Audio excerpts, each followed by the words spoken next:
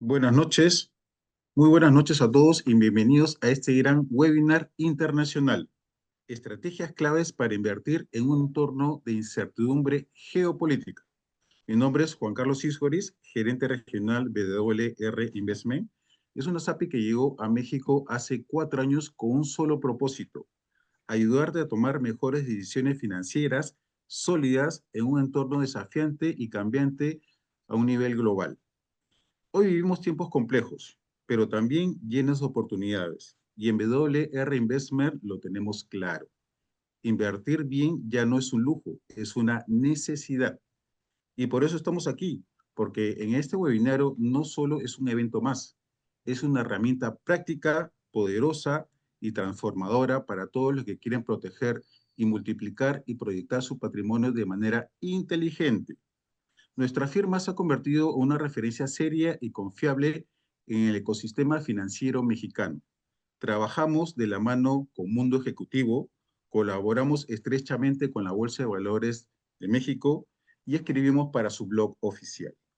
Lo más importante, hemos ayudado a cientos de inversionistas como tú a crecer, diversificar y ganar confianza con sus decisiones. Además, este año te esperamos para el Money Expo Internacional, el West Expo México, que será en agosto, y nuestro gran evento presidencial que será en la Bolsa de Valores este 25 de septiembre. Te esperamos. Y ahora, lo que es único de este webinario es la calidad de nuestros invitados. Hoy reunimos a 3 mentores financieros de talla internacional que no solo analizan la realidad, la anticipan, la entienden y la convierten en acciones rentables. Hoy vamos a contar con la participación del señor Carlos López Jones, el señor Washington López y el señor Roberto Ruarte. Así que prepárate, hoy no solo viniste a escuchar, viniste a transformar tu forma de invertir. Pasemos al siguiente nivel. Damos el pase al señor Carlos López Jones, economista y director de Tendencia Económica y Financiera, autor del newsletter económico más antiguo de México, con más de 1.500 empresas que siguen sus recomendaciones semana a semana. Carlos es sinónimo de un analista crudo, claro y sin sesgos. Es pionero en acertar los grandes temas de la economía con su lema: datos, no relatos. Adelante, Carlos.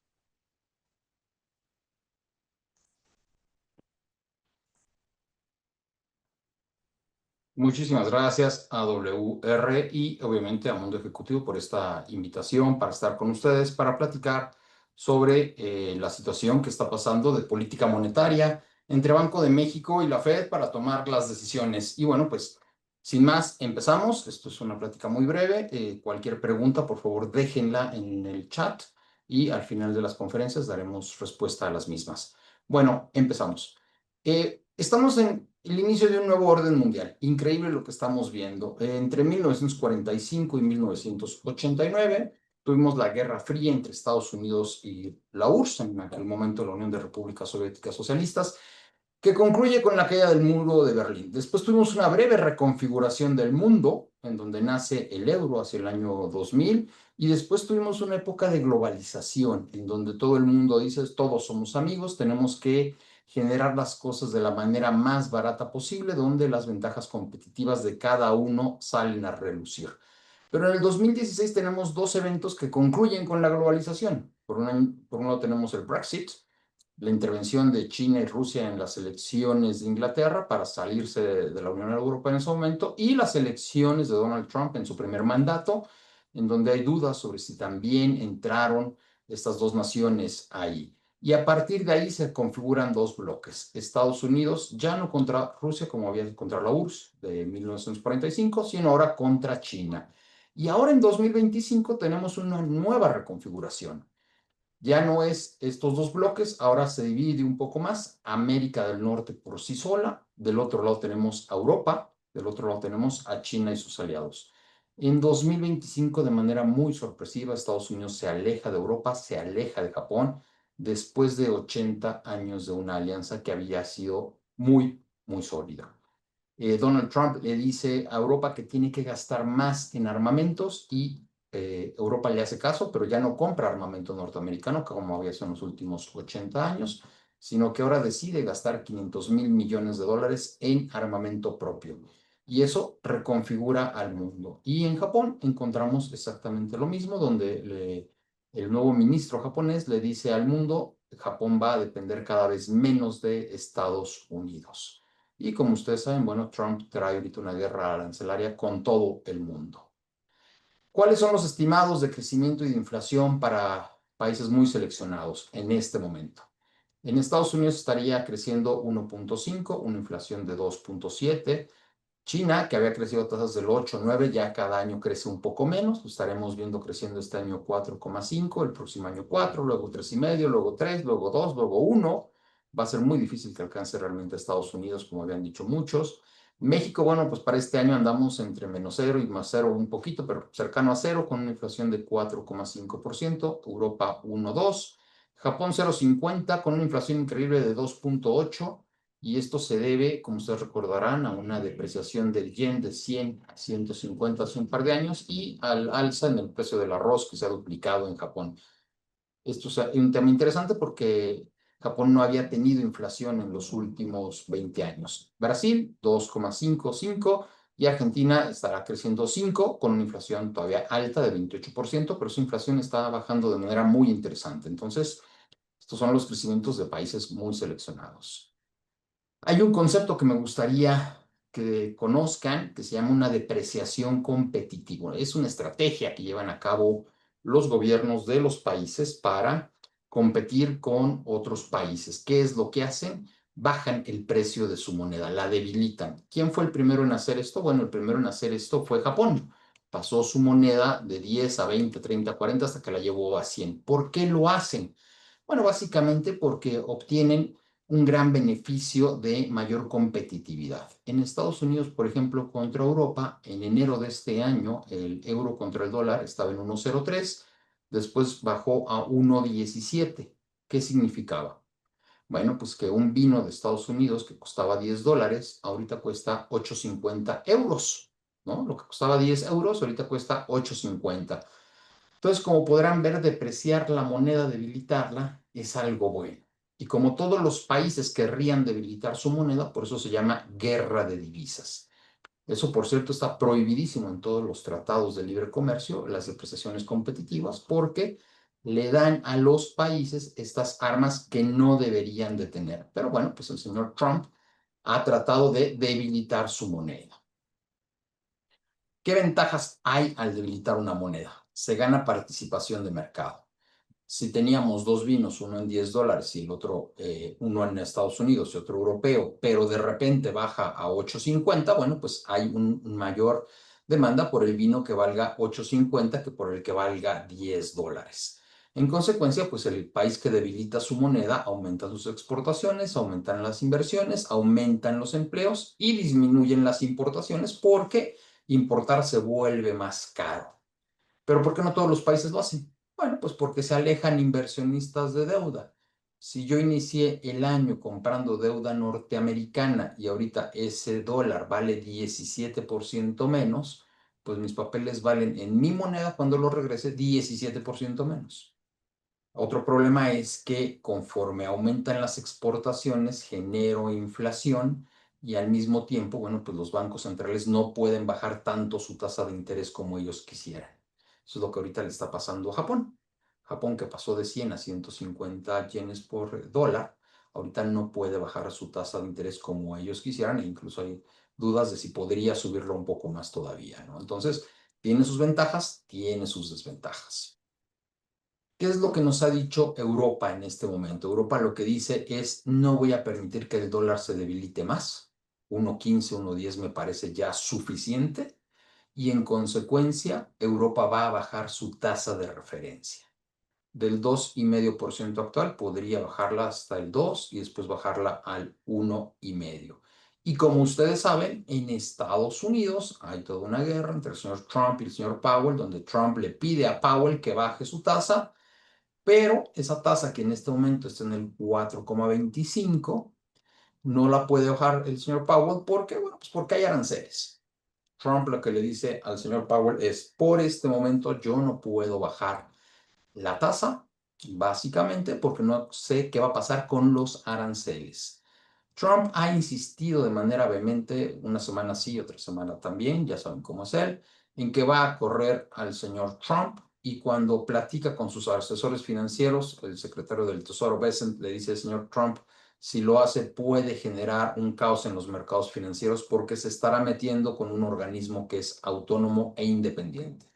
Aunque usted pueda nombrar al sucesor del señor Powell, es autónomo e independiente la Fed. Él no podría nombrar a su próximo presidente y en consecuencia, bueno, pues todo el mundo sentiría que usted está llegando a niveles que no debería de tomar.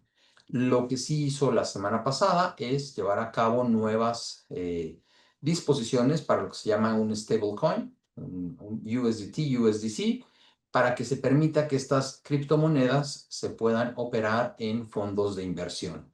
Hay que recordar que en Estados Unidos estamos hablando de 9 trillones de dólares, es una cantidad impresionante la que mueven estos fondos de inversiones para pensionados, y el mercado de criptomonedas no es tan grande. Entonces, podría el mercado de pensiones invertir en estos nuevos sectores.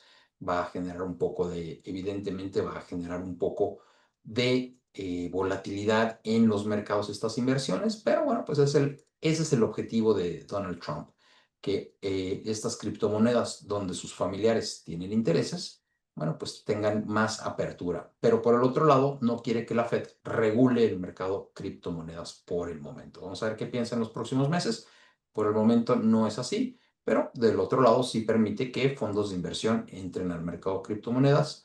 Joe Biden había dicho hay que ser un poco más conservadores con las criptomonedas. Las pensiones son a 20 a 30 años. El mercado de criptomonedas es un mercado joven para ese horizonte y por el momento no lo vamos a hacer. Trump hoy anuncia que sí se van a poder invertir en criptomonedas el dinero de pensiones. Ahora bien, ¿qué va a pasar? Hay una reunión de Jackson Hole en agosto de cada año en donde llegan los presidentes de las reservas y de bancos centrales de todo el mundo, Estados Unidos, y platican sobre el segundo semestre del año. Sabemos que Europa sí va a bajar su tasa de interés. Por el momento, Estados Unidos solamente bajaría su tasa de interés en septiembre y en diciembre de este año, si la inflación se mantiene por debajo del 3%, y eso mantendría una tasa de interés alrededor del 4% hacia finales de este año. Pero una vez que pasen los aranceles, que pase el golpe de los aranceles, bajará la tasa de interés en Estados Unidos a niveles de 3% hacia finales del próximo año, desde el 4,5% actual. Ahora bien, en el caso de México, México tiene un mandato constitucional que dice es único, no es dual. En Estados Unidos sí es mantener un alto nivel de empleo y mantener tasa de una inflación baja a niveles de 2%. En México no. En México nada más tiene un mandato que es mantener la inflación cercana a 3%. Eso no está ocurriendo. La inflación anda alrededor del 4,5%. Pero, ¿qué está haciendo Banco de México? Banco de México ha bajado su tasa de 11,25 a 8% en los últimos 18 meses y va a seguir bajando su tasa hasta 7% en diciembre de este año. Estuvo bajando su tasa en 50 puntos base en cada ocasión, ahora lo va a hacer en 25 puntos base en las reuniones de agosto, de septiembre, de julio y de diciembre. Entonces terminaremos el año con tasa de 7%. Y si como comentamos en la diapositiva anterior, la Fed baja su tasa a niveles de 3% el próximo año, bueno, pues Banco de México podría bajar su tasa a niveles de 5,5 a 6% para finales del próximo año. Entonces, ¿cuál es la gran conclusión de esta presentación? Punto número 1. Las elevadas tasas que vimos después del COVID a nivel global han llegado a su fin.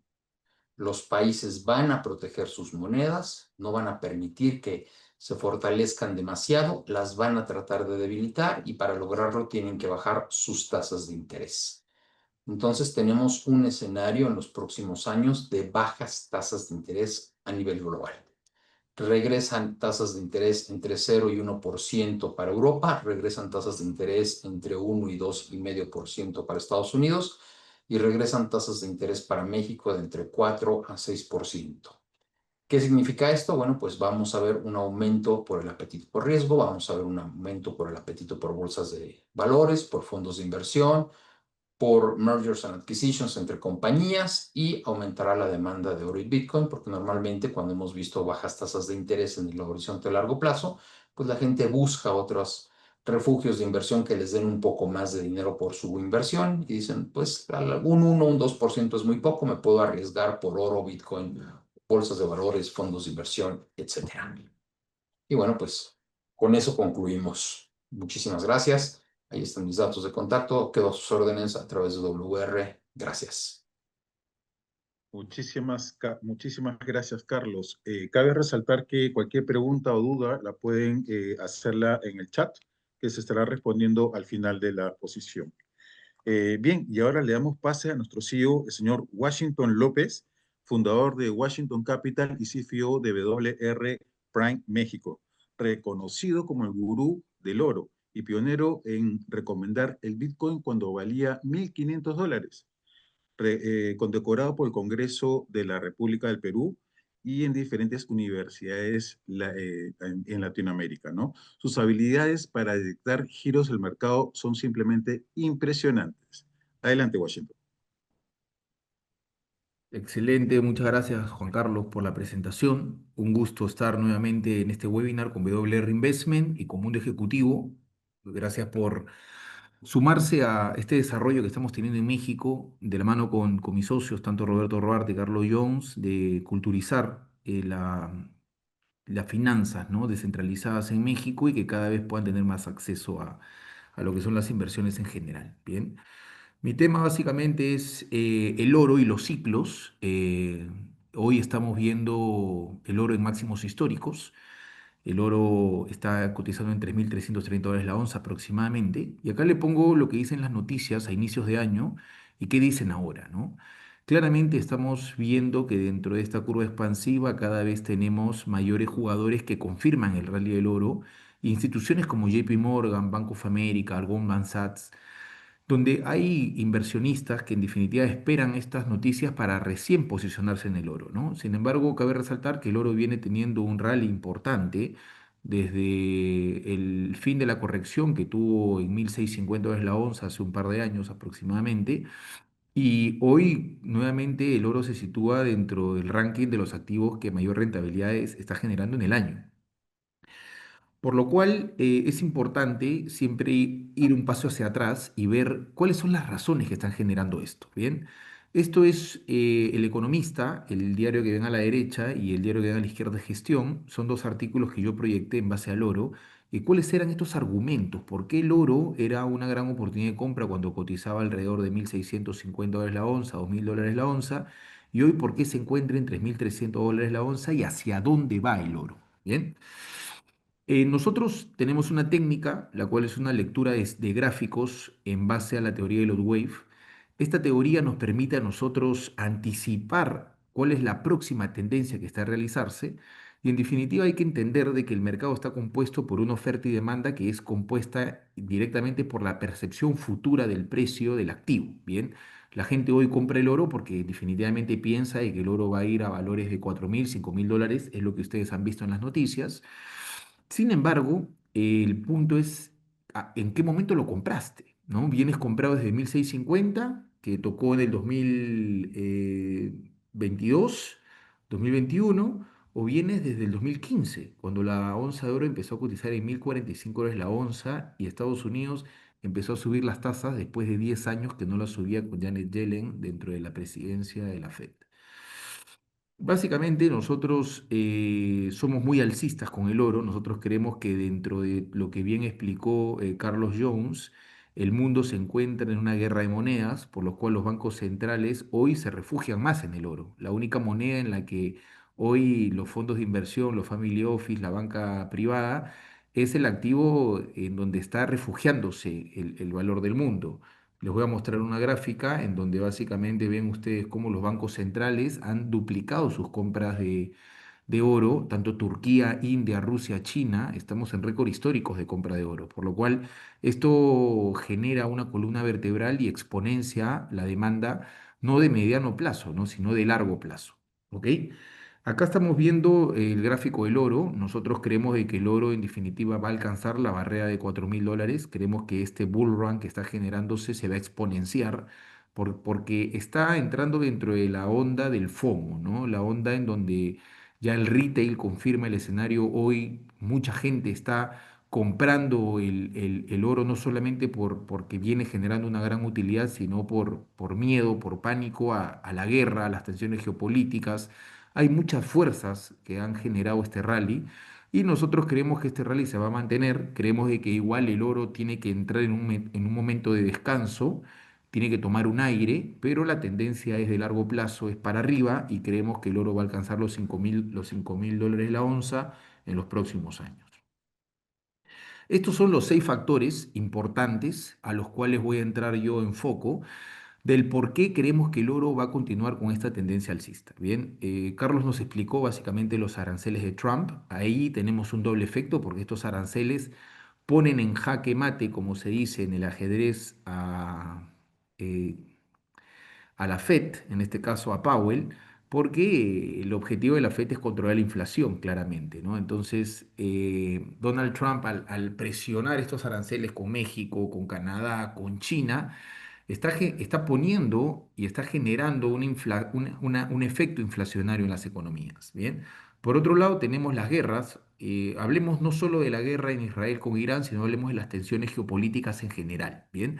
Tenemos China con Taiwán, tenemos Rusia con Ucrania. Entonces, tenemos hoy un campo minado, el cual está próximo a explotar y es claro del por qué hoy el oro se está adelantando, ¿no? Acuérdense que bien lo dice Murphy, que es el precursor del análisis técnico. El gráfico anticipa las noticias. Cuando ustedes ya ven las noticias, el gráfico descontó todo en la gráfica, ¿bien? El tercer punto es la compra de los bancos centrales. Básicamente la gráfica está marcando de que este aumento por tres de los bancos centrales está generando una exponenciación de la demanda y vamos a aterrizarlo en números. Básicamente, ¿cuál es el target que estamos proyectando nosotros en base al oro? El cuarto punto es el riesgo de recesión de Estados Unidos. Hoy Donald Trump por eso presiona a Powell que baje la tasa, porque Estados Unidos el primer Q que tuvo de este año ha sido negativo, menos 0,3% en el PBI. Y si Estados Unidos fragmenta un segundo Q2 en negativo, está entrando en una recesión técnica. Bien, 2 trimestres en negativo, automáticamente se confirma a nivel económico una recesión técnica y es lo que Donald Trump no quiere hacer hincapié. ¿Sí? El quinto punto es la reducción de tasas en el mundo. Como bien lo explicó Carlos, hoy estamos viviendo el fin del ciclo alcista de tasas y entramos en un ciclo bajista de tasas en el mundo. ¿Ok? Entonces esto es gran fortaleza para el oro y creemos que es el que le está dando este segundo acelerador, por así decirlo. ¿Bien? Y el sexto punto es la déficit fiscal. Van a ustedes ver cómo la emisión monetaria de Estados Unidos está altamente correlacionado con el oro y claramente por un efecto de política monetaria. Bien. Entonces, este es básicamente nuestro esquema, ¿no? Hoy estos dos personajes son los que cada vez que salen a hablar, el mercado está no solamente atento, sino que se hizo famoso con todos los memes que han sacado de Donald Trump y Jerome Powell, ¿no? Donald Trump hoy yo creo que es el personaje que el mundo reconoce y respeta. Donald Trump no solamente tuvo las elecciones a su favor, sino que hoy lo vemos hasta alzando la copia del último torneo del Mundial de Clubes, ¿no? Entonces es un personaje que entró agresivamente a generar este efecto de aranceles, pero ya lo hemos visto actuar a Donald Trump en su gobierno anterior. Acuérdense de los tweets que tomaba en base al S&P, acuérdense cómo él manipuló prácticamente el mercado americano para que el mercado no pueda generar, digamos, una contracción, sino todo lo contrario, viva máximos históricos, ¿no? Hoy lo está haciendo en la blockchain, lo está haciendo en el Bitcoin. El Bitcoin está en $127.000 por Bitcoin y se debe bastante a las propuestas que está implementando Estados Unidos respecto a la tecnología blockchain. Bien. Sin embargo, Jerome Powell hoy se siente muy presionado porque por un lado sube las tasas, sube los aranceles Donald Trump y por otro lado presiona que baje la tasa de interés. Bien. Por lo cual, Estos son los escenarios que nosotros vemos como alertas, ¿bien? No solamente es el efecto de la guerra, hace unas semanas vimos muchas tensiones en el mercado, pero sin embargo el mercado accionario no reflejó este miedo, ¿bien? Hacia una guerra en el Medio Oriente, ¿ok? En esta gráfica estaban observando ustedes claramente cómo Estados Unidos tuvo un primer trimestre negativo después de tener desde la pandemia del COVID prácticamente un PBI en un promedio del 3%. Y aquí vemos nosotros la deuda pública de Estados Unidos en correlación con el oro, ¿no?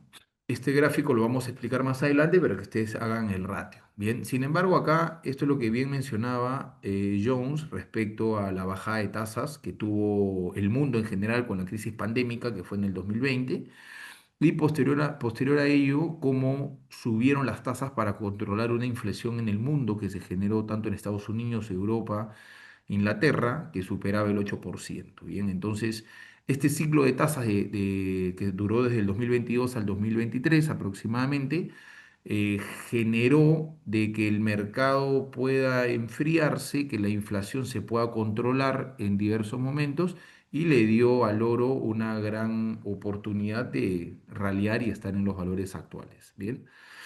Sin embargo, lo importante que yo menciono siempre es eh, hacia dónde está soplando el mercado, ¿no?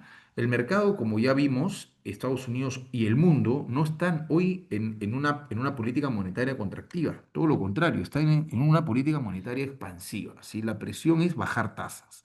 Por lo cual, bajar tasas de interés claramente es un efecto de emisión más de dólar a la economía, por lo cual al haber mayor oferta de dólares, este dólar pierde valor y el oro se fortalece. Esa es la razón lógica, ¿bien?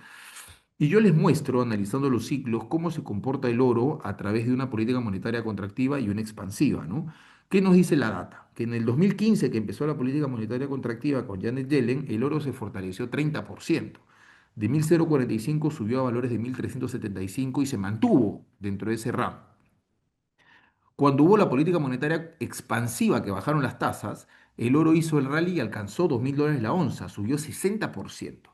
Y cuando volvieron a la política monetaria contractiva para controlar la inflación, el oro hubo una corrección, pero se mantuvo en la zona de 1.800, 1.700. O sea, no cayó el oro, ¿bien? Por más de que los vientos no soplaron a su favor. Hoy los vientos vuelven a soplar a favor del oro. El mundo empieza y Estados Unidos hace una política monetaria expansiva y baja tasas nuevamente. Entonces, ¿qué proyectamos nosotros? De que el oro debería como mínimo subir ese 60%, valores que ya alcanzó desde esta proyección que hicimos, esta regresión, el cual nos daba valores de 2.800, $3.000 la onza. Hoy la Fed, acá tenemos una data de Bloomberg que nos dice que para el 2027-2028 la Fed proyecta las tasas de interés abajo del 2%, ¿no? Abajo del 3%, 2.5%.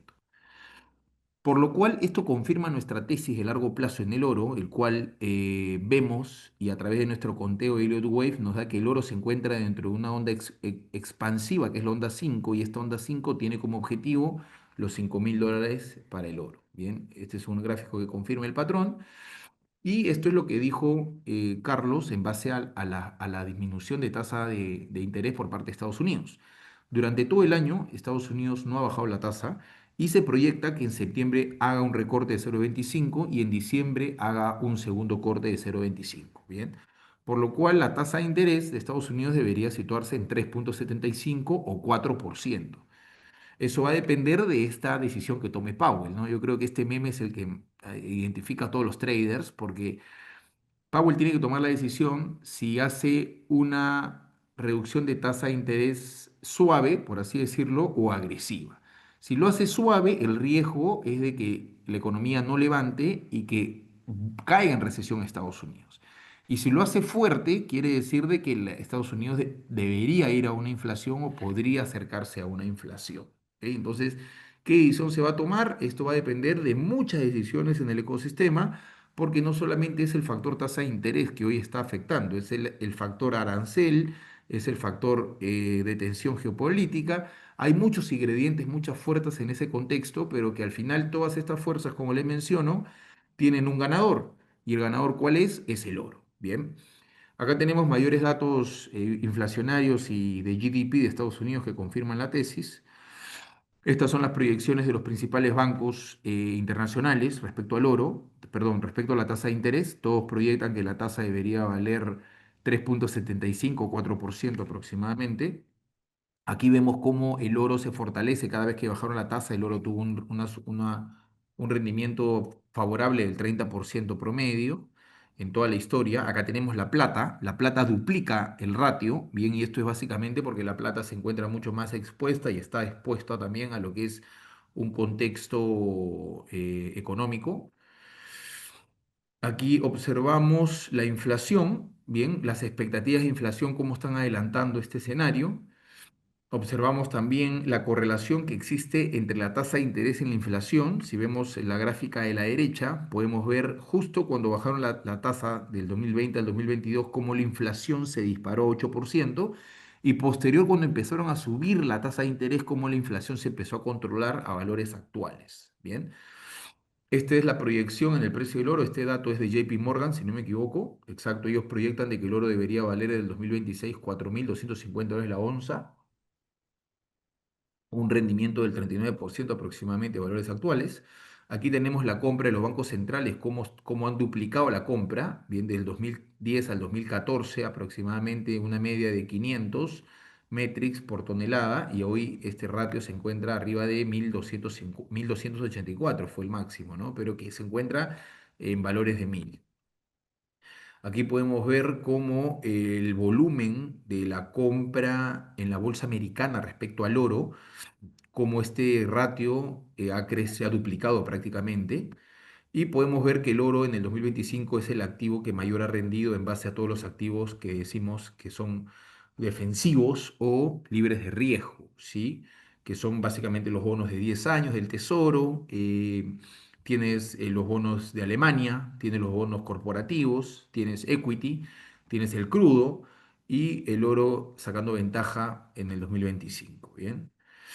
Finalmente, esta es la correlación del oro con la emisión monetaria. O sea, quiero que veas de que conforme el mundo ha hecho la emisión monetaria, esta correlación siempre ha sido positiva con el oro, por lo cual estamos en un mundo inflacionario que claramente va a seguir emitiendo y eso va a darle mayor alimento al oro.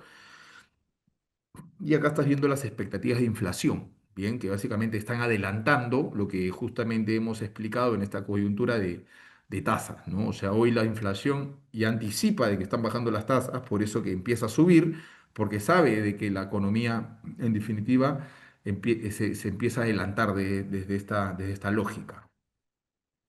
Esta es la proyección de Robert Prechter, que es nuestro maestro en la teoría Elliott Wave.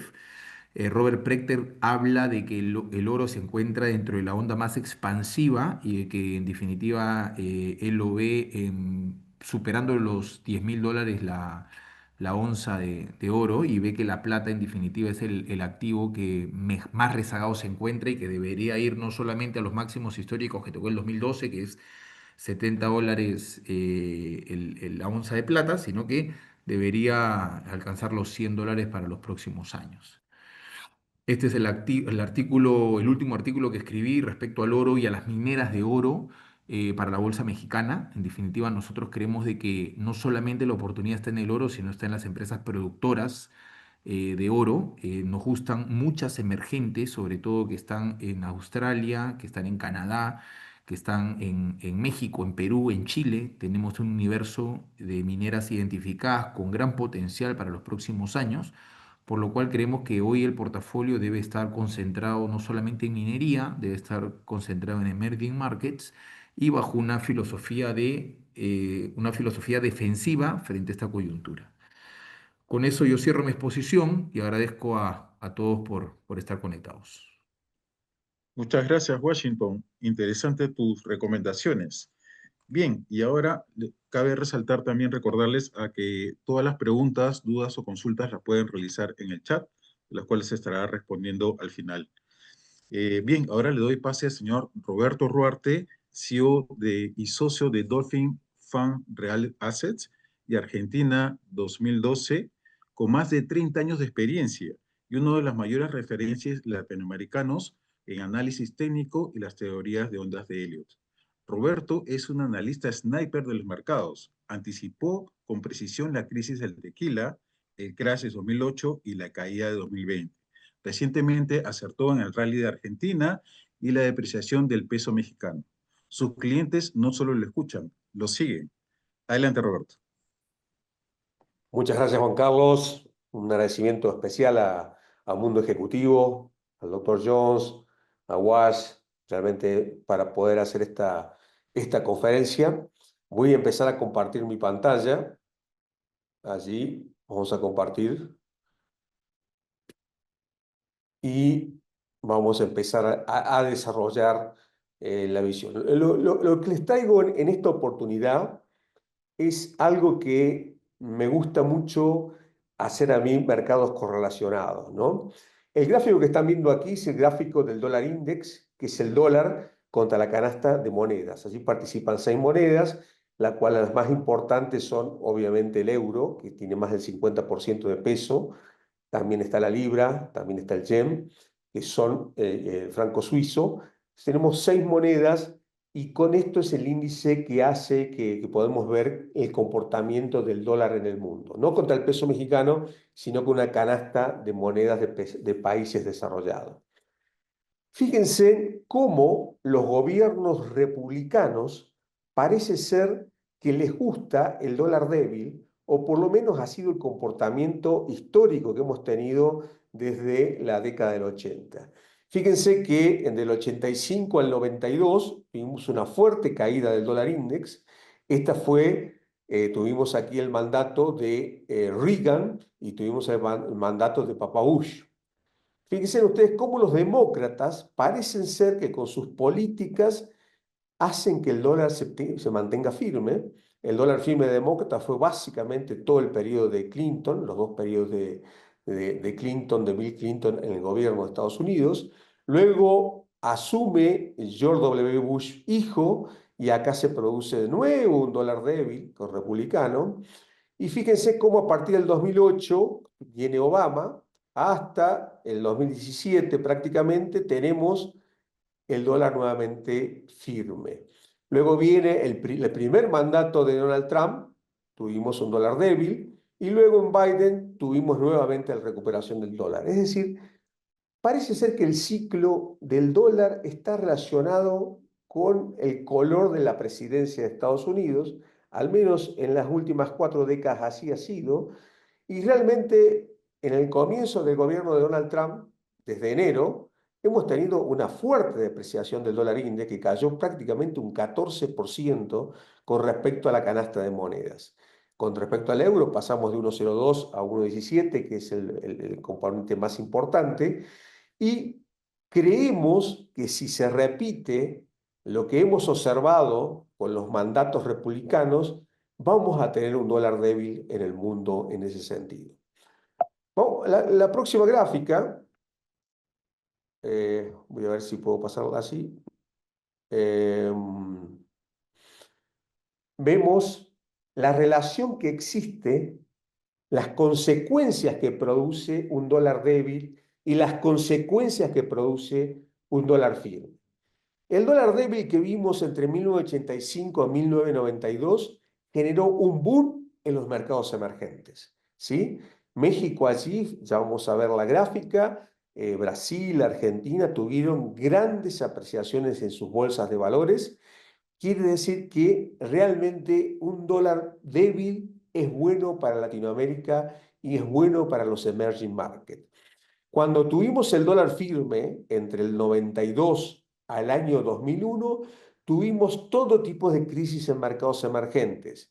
Allí, cuando tuvimos el dólar firme, tuvimos la crisis del tequila del 94-95, la crisis de los tigres asiáticos del 97, la crisis que se llamó el efecto arroz, el efecto tequila el 94-95, el efecto arroz, tigres asiático 97, efecto vodka 98 con Rusia, luego tuvimos 99 el efecto de Brasil, y toda esta fortaleza del dólar tuvimos crisis en todo lo que es mercados emergentes.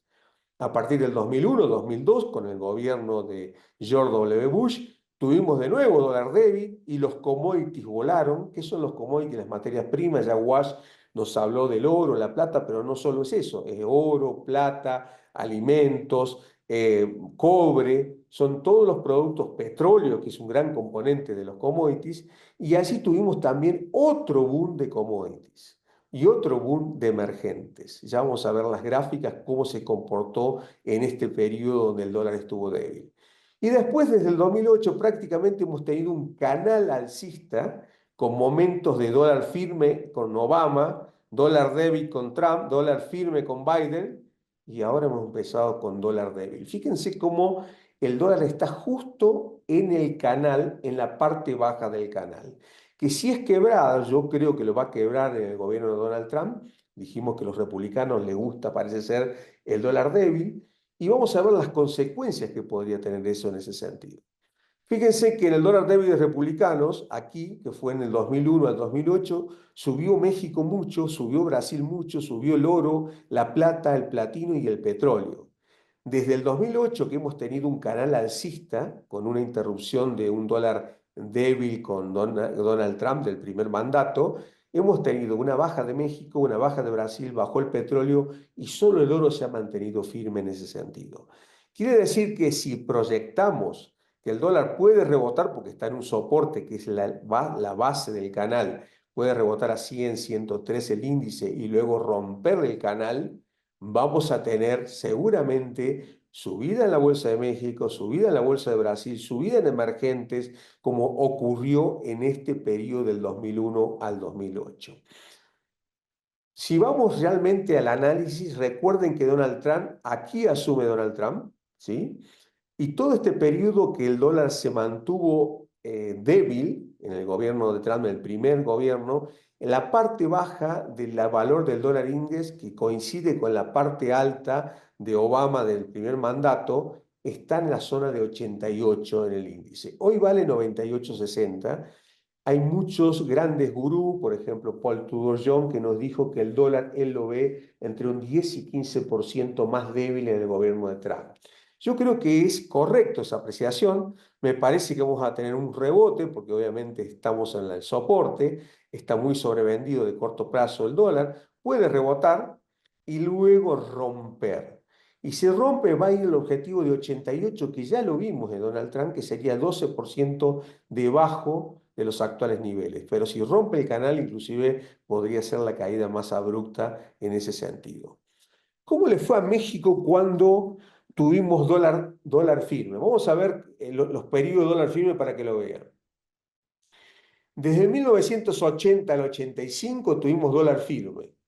Luego tuvimos dólar débil del 85 al 92. Y vamos a ver qué pasó en México en esa oportunidad. Del 82 tuvimos la gran crisis que tuvo de deuda y la gran caída de la bolsa mexicana, ¿sí? Fue con el gobierno de la Madrid, y fíjense cómo se cayó el mercado mexicano. Luego, cuando el dólar empieza a ser débil, tuvimos dos movimientos eufóricos, parte del gobierno de la Madrid y parte del gobierno de Salinas de Gortari, tuvimos una fuerte subida para México. Quiere decir que el dólar firme le afectó a México, lo llevó a la crisis de 1982, y el dólar débil fue algo que necesitó México para poder recuperarse y generar un gran crecimiento bursátil entre 1982 y 1994. Si se repite el fenómeno del 2002 al 2008, vamos a ver aquí, 2002 al 2008, ¿cómo fue el dólar del 2002 al 2008? Dólar débil, recuerden, dólar débil, boom de emergentes. ¿Qué pasó con el dólar peso mexicano entre el 2002 y el 2008? Hubo una 35% de depreciación, esto fue en el gobierno de Vicente Fox, y el dólar que había amanecido prácticamente, esto fue el gobierno de Fox, y también podemos ver algo del gobierno después que siguió de Calderón. Pero básicamente hubo una depreciación que pasó el dólar de 8,50 a 11,60 con un 35% de depreciación. Luego el peso se puso firme desde 2005 al 2007 en el gobierno de Calderón básicamente, pero primero tuvimos una fuerte subida del 35%, ¿no? ¿Qué pasó en la bolsa mexicana entre el 2002 al 2008? La bolsa mexicana subió 600%. El EWW, que es el índice de México en términos de dólares, digamos de Morgan Stanley, el índice subió 6 veces su valor, el ETF, de niveles de 11, 10 y medio a niveles de $64. Quiere decir que el dólar débil genera fuertes subidas en la bolsa de México y con respecto al dólar, en el caso del 2002 al 2008 tuvimos una depreciación del 35 y luego una fortaleza del peso con respecto al dólar. Pero fíjense cómo le fue a Brasil en el 2002 al 2008, que es el mercado que más me gusta a mí. Del 2002 al 2008, Brasil, cuando asume Lula como un sindicalista, el ETF de Brasil valía $5.50 y subió hasta $100. O sea que subió 1800% la bolsa de Brasil en la época del dólar débil, que fue la época de George W. Bush en el mandato. Y fue la estrella en ese sentido.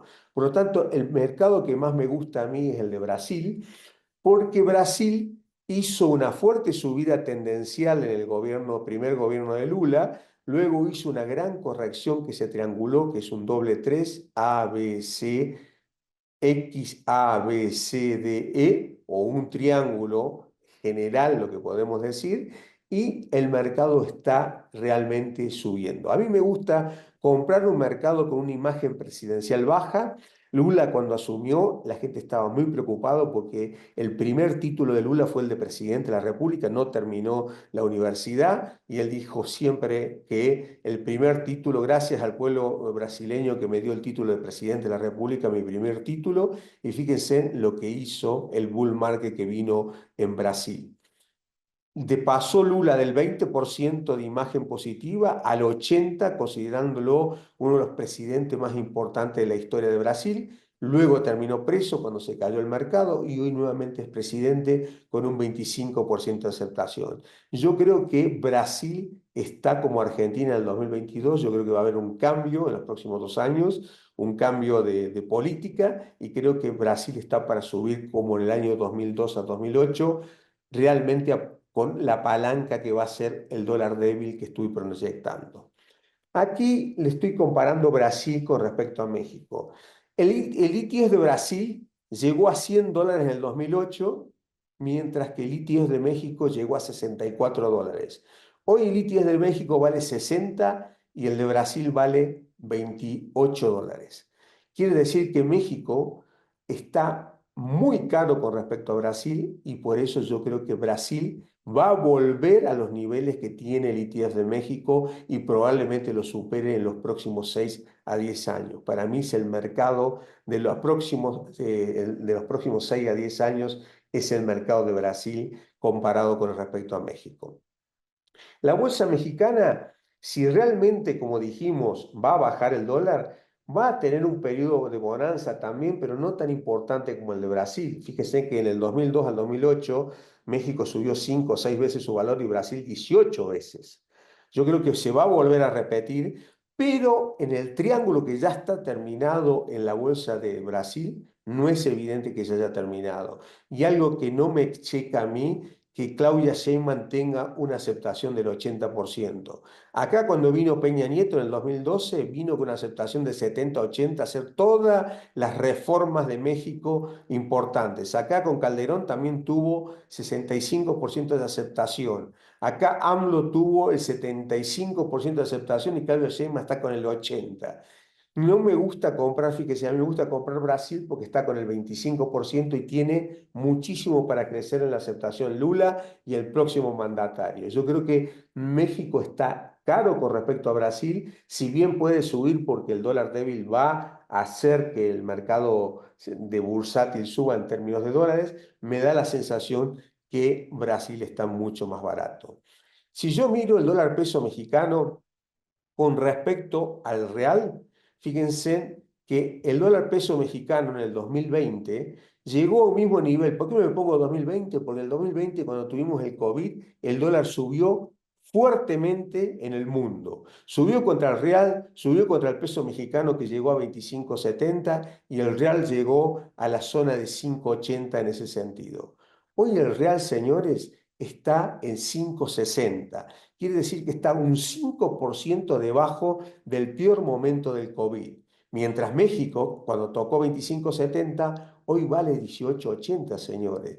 Quiere decir que el dólar real, que está 5% debajo de los niveles máximos del COVID, el dólar peso está 27%.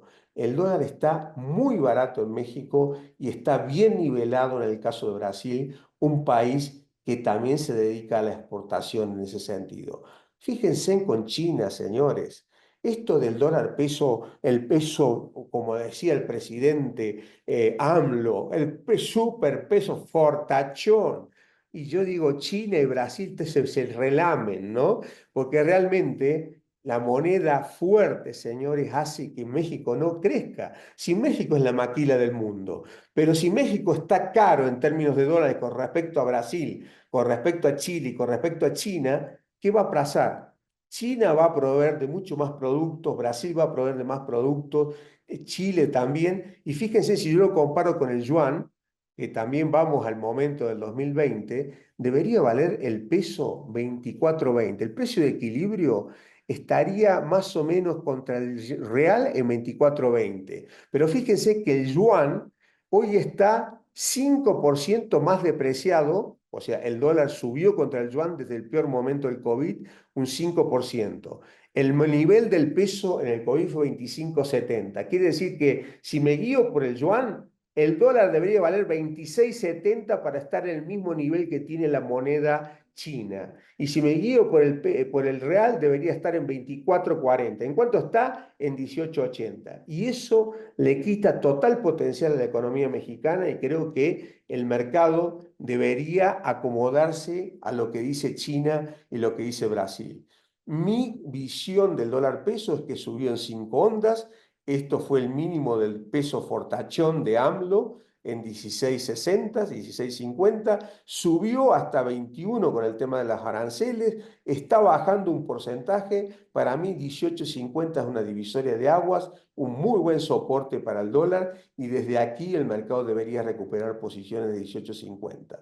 Primer señal alcista sería que supere 19.10 y luego 20 pesos para estar en un escenario de subida al dólar. Recuerden que si bien el dólar débil fue muy importante para que México funcionara bien, el dólar débil en el mandato de Fox se depreció 35%. Un 35% nos llevaría a la zona de 25. Recuerden que el COVID fue en 25.70 el nivel. Si vemos el dólar débil, dijimos, va a haber boom en commodities. Y si hay boom en commodities, el petróleo va a subir fuertemente. Yo creo que el petróleo terminó su bear market desde el año 2008, que tocó $150, para cotizar en $10 el Brent, e inclusive el Texas estuvo en niveles debajo, niveles negativos, ¿no? Básicamente menos 40. Luego el mercado tuvo 5 ondas para arriba, fue hasta el 130, que fue el nivel que fue cuando invadió Rusia a Ucrania. Luego hizo un ajuste, señores, fue a niveles de 58, 60, el Brent, vuelvo a repetir, que es el 61.8 de todo lo que subió el mercado. Creo que el mercado de la gasolina y del petróleo está para volver a subir fuertemente con un dólar débil. Recuerden que toda esta subida que hizo el petróleo de $10 a $150 fue con dólar débil. Si tenemos nuevamente un dólar débil, podemos tener un petróleo yendo nuevamente arriba de $130.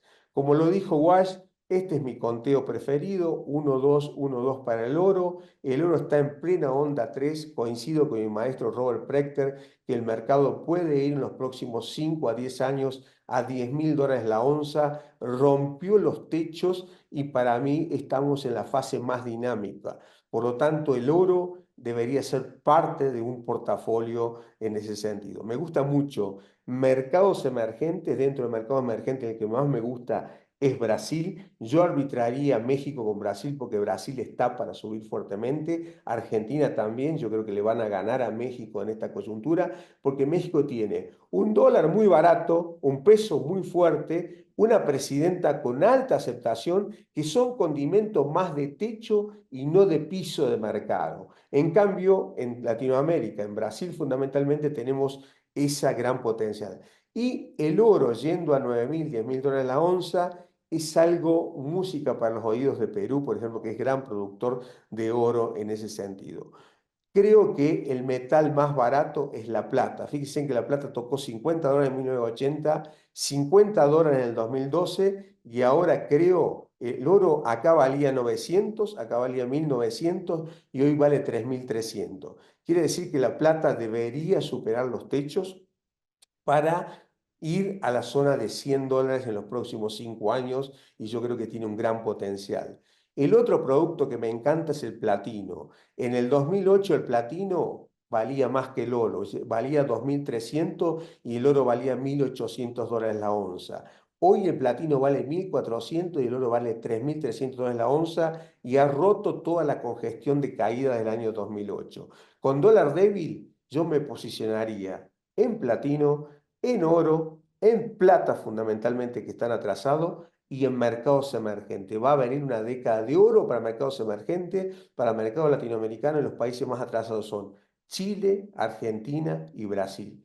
No puedo decir lo mismo de México porque no está tan atrasado como esos mercados. Eso es el fin de mi presentación, por lo tanto es la recomendación que nosotros hacemos, es arbitrar un mercado mexicano que tiene un peso demasiado firme, un dólar demasiado barato, una bolsa bastante cara contra los otros países que están mucho más barato, China está más barato, Brasil está más barato y con todo el potencial alcista hacia adelante. Y me gustan mucho los metales preciosos. Muchísimas gracias a todos. Muchísimas gracias, Roberto. De verdad, es un lujo escuchar tus recomendaciones. Bien, ahora le damos pase a Miguel Antonio Luna, director comercial. Adelante, Antonio. Muchísimas gracias, Juan Carlos, y muchísimas gracias a todos. Antes de pasar a responder algunas preguntas y reiterando nuestro compromiso con la inclusión financiera y la importancia hoy en día para la toma de decisiones diarias, los invito a la búsqueda de la libertad financiera de la mano con WR Prime, no solo para prepararse y tomar decisiones conscientes, sino para también conocer los vehículos de inversión personalizados, pensados para perfiles que buscan rentabilidad, seguridad y control en su estrategia patrimonial. Ahora nuestros ponentes responderán algunas preguntas enviadas. Esta primera sección sería para Carlos. ¿En qué fase del ciclo económico consideras que se encuentra actualmente México y cómo se refleja esto en la Bolsa Mexicana de Valores?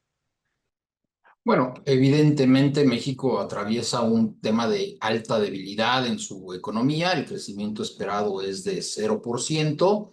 Y lo que estamos viendo en la Bolsa Mexicana de Economía de Valores, perdón, es un rebote, porque hay que recordar que el año pasado, cuando gana Donald Trump, pues hay un gran castigo de los inversionistas globales para México, y cuando ya llega Donald Trump y no termina México, ni vamos, al final del día, yo te diría, los inversionistas han reconocido que en los próximos años México es una oportunidad de crecimiento para maquila barata. Entonces dicen, la situación entre México y Estados Unidos de alguna manera se tendrá que componer, tendrá que seguir el TEMEC, y bueno, pues la gente está ahí en ese momento.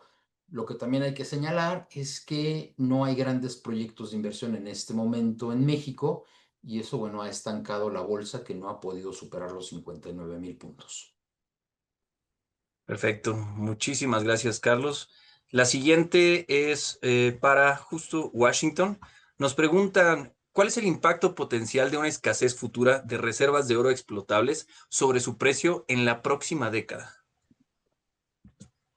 Gracias, Tony. Bueno, claramente eso sería un segundo factor del por qué veríamos la exponenciación en el precio del oro, ¿no? Como bien mencionó Roberto en la gráfica de largo plazo, acuérdense de que vamos bajo la tesis que el gráfico descuenta todo, ¿no? Descuenta las buenas noticias, descuenta el crecimiento de la demanda, la reducción de la oferta, todas esas variables al final concentran en la fortaleza de la gráfica y la gráfica tiene mucha estructura y ha roto patrones de alta confianza, el por qué pensamos de que el oro en definitiva va a alcanzar el objetivo de corto plazo que son los $5.000, pero con una ruta muy fuerte hacia la próxima década de llegar a los $10.000 como lo piensa tanto Robert Prechter y Roberto Ruarte. Perfecto. Muchísimas gracias, Washington. Esta va también para Roberto. Si tuvieras que armar hoy una cartera diversificada con exposición a Argentina, ¿qué sectores o empresas incluirías y por qué? ¿Cómo se equilibraría la promesa de crecimiento con los riesgos latentes? Bueno, en Argentina me gusta mucho el sector de energía, está habiendo un boom de energía en Argentina con Vaca Muerta. Me parece que inclusive hay una gran oportunidad con YPF, que es YPF, que es la compañía más importante productora de petróleo, que ha duplicado su producción en los últimos 3 4 años y seguramente lo va a triplicar en los años hacia adelante. Hay un tema de un juicio que realmente le pega al Estado argentino, ¿no? Porque hubo muchas desprolijidades en la estatización de Argentina de la empresa YPF y una jueza de Estados Unidos ha fallado en contra. Sin embargo, creo que esta es una oportunidad, con esta mala noticia, de conseguir YPF a niveles de 31 o $29, para mí es compra y creo que va a ir fuertemente para arriba. Pampa Energy también me gusta mucho, creo que ya podría haber hecho piso. El sector energético es el que más me gusta en Argentina, ¿no? Y me gusta mucho el mercado brasileño, creo que los bancos de Brasil están muy baratos, tienen un price earning de 9 años, con un dividend yield que están pagando interesante. De hecho, que el ETF de EWZ o EWZ paga un lindo dividendo del 8% y me da la sensación que está con un price earning de 8 o 9 años y me da la sensación que tiene un potencial enorme para arriba. Es la bolsa que más me gusta y es una bolsa muy grande, es la quinta bolsa más importante del mundo, ¿no? Hoy. Perfecto, muchísimas gracias. Tenemos varias preguntas que nos han mandado, nada más tomaré otras tres para nuestros ponentes, uno para cada uno. Carlos, regresando contigo, nos comentan que ¿qué piensas que pasará con las tasas de la Fed y Banxico en el futuro? Bueno, mi estimación puntual para este año es que la Fed baja 2 veces más su tasa de interés hacia niveles de 3,50, 3,75. Para el próximo año las estoy viendo alrededor de 2,5% a 3%. Para el caso de México, las estamos viendo en 7% este año y el próximo año entre 5,5% y 6% hacia finales del próximo año. Muchas gracias, Carlos. Regresando igual comparte contigo, Washington. Nos preguntan, ¿en qué se diferencia la situación del oro en 2025 respecto a otros años de tendencia alcista? Excelente, Tony. Bueno, si comparamos con el rally que mencionó Roberto, que fue el rally de mercados emergentes y commodities del 2000 al 2012, cuando el 2012 alcanza el oro por primera vez, $2.000 la onza, el petróleo supera los $100 también el barril. Claramente, lo que estamos viendo actualmente en el oro es una diferencia, ya que tenemos un conflicto geopolítico que le está dando, digamos, un camino superior a la compra de los bancos centrales. Tenemos una coyuntura en donde se suma la reducción de tasas de interés por los bancos centrales del mundo en general. Entonces son muchas fuerzas que están generando hoy que el oro vaya y lo tengamos en máximos de $3.300, ¿no? Yo creo que lo que también estamos reflejando y lo que se está viendo en pantalla es la emisión monetaria que ha hecho Estados Unidos. Recuerden que el Banco Central, la Fed en este caso, o la economía americana es la única que está emitiendo deuda sin las reservas de oro. Entonces, claramente con lo que hemos vivido tras la emisión de la crisis pandémica, hoy tenemos mucha emisión monetaria circulando, ¿no? Entonces, el oro está compensando esa emisión y hay muchos economistas que proyectan de que si Estados Unidos tuviera que compensar toda la emisión de deuda y todo eso valdría hacia el valor del oro, el oro debería cotizar más de $10.000 la onza, ¿no? Entonces, bajo un camino fundamental, un camino técnico, llegamos hacia una conclusión que, como dijo Roberto, el oro hoy está en un timing de que hay que tenerlo en los portafolios y debería ir a $10.000 la onza en los próximos 10 años.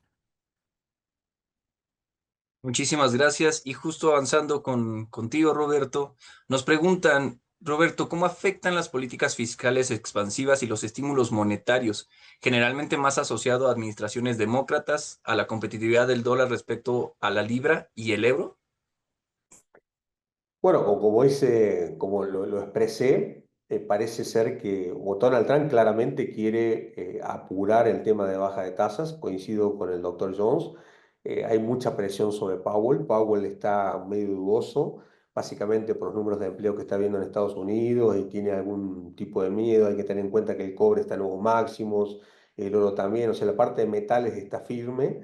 No así energía. Yo creo que está mirando con un ojo muy especial qué está pasando con el petróleo, pero claramente Trump quiere bajar las tasas de interés y lo está presionando a Powell para que bajen, y yo creo que eso es música para los oídos, para inversiones recuerden que el oro no paga tasa.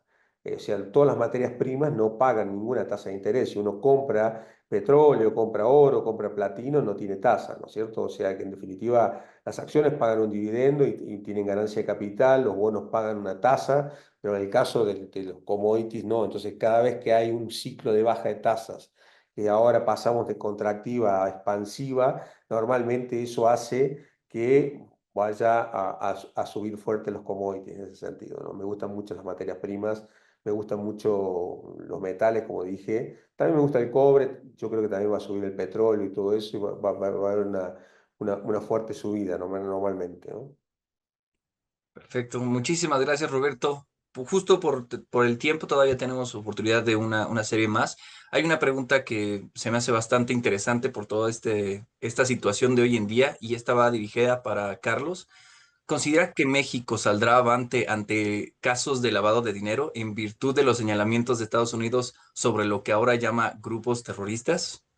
Bueno, eso es un gran tema. Evidentemente, los dos bancos y la casa de bolsa ahorita están pues pasando aceite, como decimos, porque hay una gran crisis de confianza de muchos de sus clientes. Evidentemente, cualquier banco donde sacan más del 20% de sus ahorros los clientes pues quiebra, lo hemos visto en todo el mundo. Y hay que recordar que esto apenas empieza, ¿no? Estamos hablando de que en los próximos 18 meses los integrantes de los cárteles de Sinaloa seguirán hablando y diciendo cómo hacían sus operaciones en México, qué bancos estaban utilizando para comprar yuanes y bueno, pues veremos qué es lo que sigue apareciendo. Por el momento hay una multa importante para estos bancos, pero creo que será difícil que se recuperen. Muchísimas gracias, Carlos. Regresando contigo, Washington, nos preguntan también, ¿el Bitcoin puede considerarse un activo refugio en este nuevo ciclo o ya se comporta más como un activo de riesgo? Excelente pregunta. Yo creo que el Bitcoin lo hemos visto bajo las dos facetas, lo hemos visto compararse y nombrarse como el oro digital, sobre todo para la nueva generación, bien, que son los millennials, que claramente ya hemos nacido con la tecnología en las manos, bien. Entonces, si bien hemos visto la primera faceta de un rally de Bitcoin, inclusive con operaciones o noticias bajistas para la bolsa o para la economía americana, a la par también hemos visto caer el Bitcoin fuerte con caída de Wall Street, ¿no? Recuerden que el primer trimestre de Donald Trump, cuando empieza con el tema de los aranceles, vimos una corrección del Bitcoin casi a valores de 75.000, 79.000 dólares, ¿no? Entonces, yo diría de que el Bitcoin hoy es una nueva tecnología que en definitiva está generando grandes ventajas competitivas en la manufactura y en muchas industrias. Hoy ChatGPT, digamos que es la inteligencia artificial que más conocemos y que nos soluciona la vida en base a esta administración de datos, pero a nivel financiero la inteligencia artificial la vemos a través de la blockchain y todos los beneficios que está generando esta nueva industria, ¿no? Entonces, las personas que más entienden este escenario claramente son los millennials, porque han tenido la oportunidad de beneficiarse de este gran rally que ha tenido el Bitcoin, ¿sí? Conozco muchos integrantes, muchas personas de mi generación que han tenido la oportunidad de comprar Bitcoin en valores de 1.000, 2.000 dólares, han creado famosas exchanges, famosas wallets y hoy están centralizando lo que son las finanzas en Latinoamérica, bien, por lo cual nosotros nos sumamos a ese desarrollo, creemos que esta tecnología vino para quedarse y vamos a ver en los próximos años un crecimiento del ecosistema. Hoy Estados Unidos refuerza el patrón,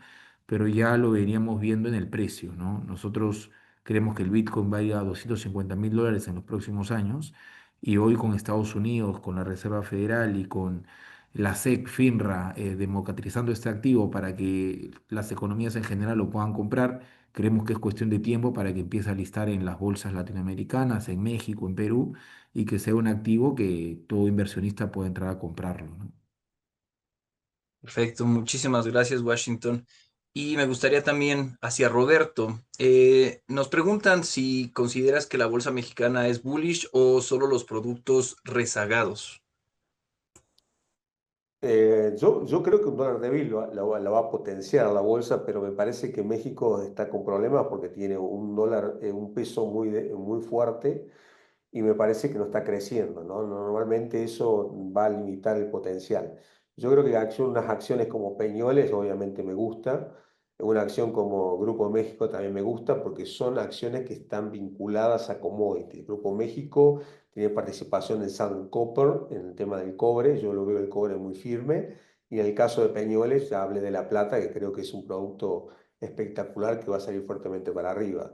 Por ejemplo, América Móvil no me gusta mucho, fíjense el price earning que tiene, está bastante alto, está arriba de 30 años, y hay que ver acciones que tengan price earning cercano a 10, 12, y que te estén pagando un dividend yield bastante bueno para posicionarse en eso. Pero me parece que está para arbitrar México, porque tiene un dólar muy, pero muy firme, perdón, un dólar muy barato, perdón, un peso muy firme. Entonces, al tener un peso muy firme, podemos comprar casi el doble en otros países que están más baratos, como China, como Brasil, como Chile, que están muchísimo más baratos que México en ese sentido. Creo que es una oportunidad de arbitrar. Muchos mexicanos están yendo a España, han comprado, hay muchas inversiones de mexicanos en España, han hecho subir los precios fuertemente y yo creo que eso es algo que se está viendo en los últimos años por el peso tan firme que tienen, el dólar tan barato. Y por lo tanto yo creo que deberían mirar más al sur, no tanto a España. Y en el sur tenemos Argentina y tenemos Brasil, tenemos países muy comoditizados como Perú y como Chile, que están mucho más baratos que Brasil, que México, y hay una oportunidad de hacer un muy buen arbitraje así, ¿no? Perfecto, muchísimas gracias. Y justo para cerrar esta sección, esta es una pregunta que nos dicen o nos solicitan que den el punto de vista cada uno. Justo, ¿qué diversificaciones recomiendan hacer en México para el día de hoy? Si empezamos por ti, Carlos.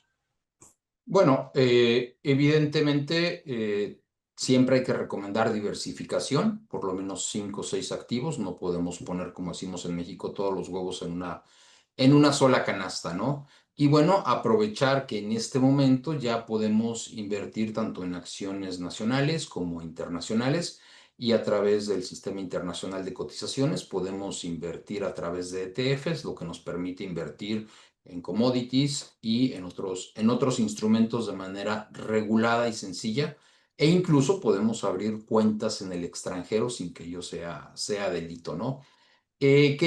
¿Cómo armaría yo el portafolio? Mira, si yo quisiera ser muy conservador, pues me iría un poco a renta fija en México.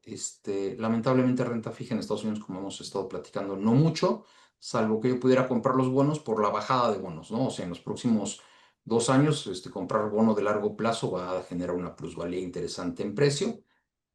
Obviamente está el tema del oro, muy, muy interesante. Petróleo en lo personal no me gusta mucho. Ahí vienen los autos eléctricos, por ejemplo. Si pudiera yo invertir en valores de Argentina, pues encantado de la vida, ¿no? Se ve como una economía con mucha fortaleza. Un ETF del Bovespa, que es el índice brasileño, pues evidentemente también tendría que tener algo de eso. Me gusta en lo personal invertir en índices porque estás muy diversificado, ¿no? Tienes una gran diversificación al invertir directamente en índices.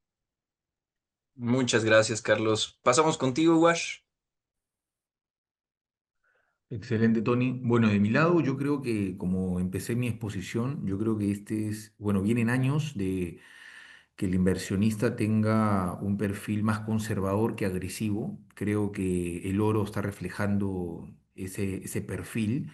Y en definitiva, un producto que me gusta mucho es una nota estructurada, la cual se puede adaptar en base al subyacente, que ustedes mejor lo vean como la columna vertebral de la nota. A la par, definitivamente tendría mineras de oro y de plata. Creo que estas están rezagadas y van a ver el rally que está generando ambos metales.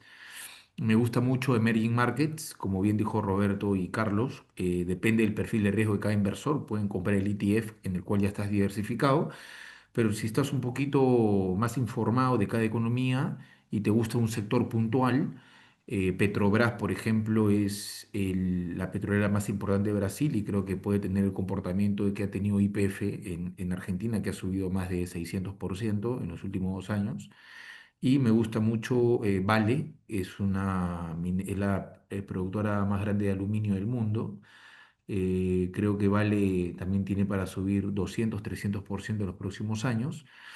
Y como dijo Roberto, Argentina yo creo que va a continuar el ciclo expansivo que empezó el 2022 y que va a terminar en los próximos 6 a 8 años, ¿no? Ese sería mi portafolio. Muchísimas gracias, Washington. Y para concluir, Roberto, ¿cuál sería tu punto de vista? Sí, sí, básicamente, como muy bien dijo el doctor Jones aquí, México tiene la posibilidad de utilizar el SIC, que es algo muy importante. Allí tenemos los ETFs del oro, que es GLD, el ETF de la plata, que me gusta mucho, que es SLB, el del platino es PPLT, que me gusta mucho, el ETF de Brasil es EWZ, el ETF de Argentina es ARGT, y bueno, ahí estarías, digamos, invirtiendo. El de Chile es SH, el de Perú es EPU, y podríamos invertir en eso. O si no, darles, como bien dice Wash, una alternativa de que, en el caso de nosotros que podemos arbitrar, Argentina, en donde estamos con un grupo muy importante de Argentina y las valuaciones de Argentina son ridículas. Por ejemplo, la compañía en la que nosotros estamos, que es Cresur, tiene 830.000 hectáreas de campo y vale 750 millones de dólares en la bolsa, cuando una hectárea de campo en Argentina vale más de 10.000 dólares. O sea que el valor bursátil todavía de Argentina tiene mucho potencial en ese sentido, y creo que Brasil está como Argentina hace 2 años también. Coincido mucho con Wash en que los que nombró, PBR, Vale. Me gusta mucho el banco Bradesco, BBD, es el cuarto banco más importante de Brasil, o el tercero en ese momento, y creo que tiene un potencial alcista enorme en ese sentido, ¿no? Con respecto al petróleo, lo seguiría. El doctor yo no le gusta. Me parece que el petróleo, si se empieza a despertar arriba de 75 dólares, 80, ahí estaría confirmando una ruptura. Todavía está muerto ahí el mercado. El ETF es el uso, ¿sí? Y también eso se puede comprar a través del sistema integral de cotizaciones en ese sentido. En el caso de México, compraría Peñoles porque es plata, y compraría Grupo México porque es cobre. Perfecto, muchísimas gracias. Y bueno, con esto concluimos nuestra sesión, no sin antes agradecer a los ponentes. Muchísimas gracias por brindarnos su expertise, Carlos, Washington, Roberto, y una parte fundamental para la toma de decisiones financieras hoy en día, así como nuestro aliado Mundo Ejecutivo por su gran apoyo. Si algo deja esta sesión es que la información correcta requiere de una ejecución experta. Te invitamos igual a dar el siguiente paso escribiéndonos directamente para responder más preguntas pendientes o agendar una sesión privada y conocer más sobre nuestras soluciones, ya sea por correo, vía dcomercial@wrprime.com, escaneando el código QR que en pantalla está, o enviándonos un WhatsApp al teléfono que comentamos. Muchísimas gracias por acompañarnos y por seguir construyendo con nosotros el futuro del capital inteligente. Hasta pronto. Muchas gracias. Muchas Saludos. gracias. Buenas noches, gracias. Hasta Buenas luego. noches a todos. Gracias.